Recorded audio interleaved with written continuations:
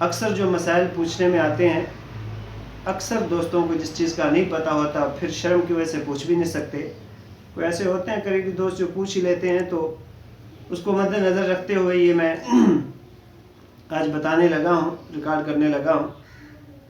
اکثر دوست پوچھتے ہیں کہ غسل کے وقت رمضان شریف میں خاص کر اگر غرارے کرے تو یہ کیسا ہے؟ رمضان شریف میں غسل کرتے وقت غرارہ کرنا کیسا ہے؟ دوسرا یہ دوست پوچھتے ہیں کہ غسل کرنے کے بعد کپڑے پہن لیے باہر آ گئے، اس کے بعد یاد آیا کہ یار وہ کلی اور ناک میں پانی ڈالنا یہ نہیں کیا، تو کیا یہ ہمیں دوبارہ غسل کرنا پڑے گا؟ تیسرا یہ کہ غسل کرنے کے بعد وضو کرنا پڑے گا کہ نہیں؟ تیسرا پاکی کے لیے یہ مشہور ہے کہ طہارت کرنے کے لیے، غسل کرنے کے لیے، صفائی حاصل کرنے کے لیے کلمہ پڑھنا ضروری ہے، یہ پوچھتے ہیں. تیسرا غسل کا سنت طریقے سے اگر غسل نہ کیا جائے تو پھر غسل ہو جائے گا کہ نہیں، روزے کی حالت میں غرارے کرنا. تو یہ چیزیں ہیں. پہلے نمبر پہ تو یہ چیز جو ہے کہ پاکی جو ہے اس چیز سے حاصل ہوتی ہے. آپ کلمہ جب تک نہیں پڑھیں گے تو پاکی حاصل نہیں ہوگی. یہ جہالت کی باتیں ہیں، ایسا کچھ بھی نہیں، ایسا کوئی مسئلہ ہے ہی نہیں. اس کے بعد غسل میں اگر آپ کو روزہ ہے تو کلی اور ناک میں پانی ڈالیں گے.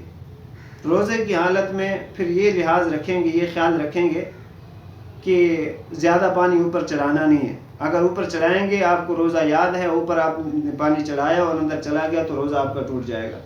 روزے میں غرارے بھی نہ کریں، کیونکہ غرارے سے پانی اندر جانے کا خدشہ ہوتا ہے، تو اس سے بھی روزہ ٹوٹ سکتا ہے اگر آپ کو یاد ہے. اگر آپ کو یاد نہیں ہے تو آپ نے ایسے کیا تو اس سے روزہ نہیں ٹوٹتا، کیونکہ رمضان شریف میں یہ پانی اندر جانے سے روزہ ٹوٹ ہی جاتا ہے، ظاہر ہے. دوسرا یہ کہ غرارے یہ کلی کریں اور ناک میں بس تھوڑا سا پانی ایسے ڈالیں کہ یہ نرم ہڈی تک پہنچ جائے، آپ کے یہ جو فرض ادا ہو جائے گا.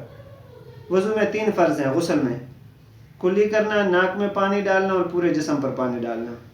سنت طریقہ یہ ہے کہ جب آپ بیت الخلاء میں داخل ہوں اس سے پہلے آپ کلی کریں. کلی کر کے بسم اللہ الرحمن الرحیم وہ دعا پڑھیں، بیت الخلاء میں جانے کی دعا. اور اندر جانے کے بعد جب آپ کپڑے اتار لیں، سنت طریقہ کپڑے اتار لیں، اس کے بعد نہ کوئی کلمہ پڑھنا، نہ آپ نے بولنا ہے، نہ کوئی وظیفہ کرنا ہے، کیونکہ ادھر کوئی بھی ایسی چیز پڑھنا مکروہ ہے، کیونکہ آپ ناپاک جگہ، ایسی جگہ کھڑے ہیں جہاں وہ ادب کے خلاف ہے، آپ کی سطر ننگی ہے. تو سنت طریقہ یہ پہلے آپ ہاتھ دھوئیں گے. ہاتھ دھونے کے بعد آپ وہ جگہ دھوئیں گے جہاں گندگی یا نجاست وغیرہ لگی ہو. تیسرا اس کے بعد جو ہے آپ استنجا کی جگہ دھوئیں گے. اس کے بعد آپ پورا وضو کر لیں گے، جس طرح نماز کے لیے وضو کیا جاتا ہے پورا وضو کر لیں گے. پورا وضو کرنے کے بعد آپ نے پورے جسم پر پانی اس طرح ملنا ہے جس طرح آدمی جسم پر تیل ملتا ہے. یہ ملنے کے بعد پھر آپ نے سر کے اوپر یعنی کہ پانی ڈالنا ٹوٹل. پھر آپ نے جو ہے نا یہ جو سیدھا ہاتھ ہے، دایاں جو ہے، اس کے اوپر پانی ڈالنا ہے دائیں طرف، یہ پورا ڈال کے پھر آپ نے بائیں طرف ڈالنا ہے. پھر یعنی کہ پورے جسم پر پانی ڈال کر ایسے ڈالیں کہ پورے جسم میں ایک بال کے برابر بھی خشک نہ رہے، کیونکہ اگر کوئی جگہ خشک رہ گئی تو غسل نہیں ہوگا.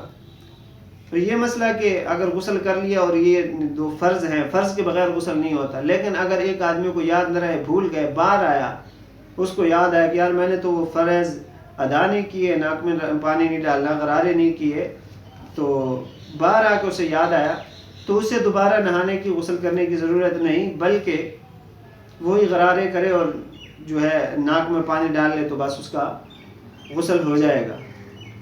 اس کے بعد کئی دوست پوچھتے ہیں کہ جی غسل کرنے کے بعد وضو کرنا دوبارہ ضروری ہے. ایسا بالکل نہیں ہے، کیونکہ وضو میں 4 فرض ہیں.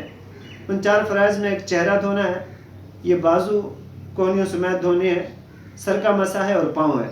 تو یہ ساری ظاہری چیزیں ہیں. جب آپ غسل کر لیں گے تو اس میں یہ ٹوٹل ہو جائیں گی، یعنی کہ چہرہ بھی دھل جائے گا، بازو بھی آٹومیٹکلی دھل جائیں گی، اور پاؤں تو ویسے دھل جائیں گے، سر آپ کا دھو لیا جائے گا، تو مسا بھی آٹومیٹکلی ہو گیا۔ تو یہ مسائل تھے جو اکثر دوست پوچھتے تھے۔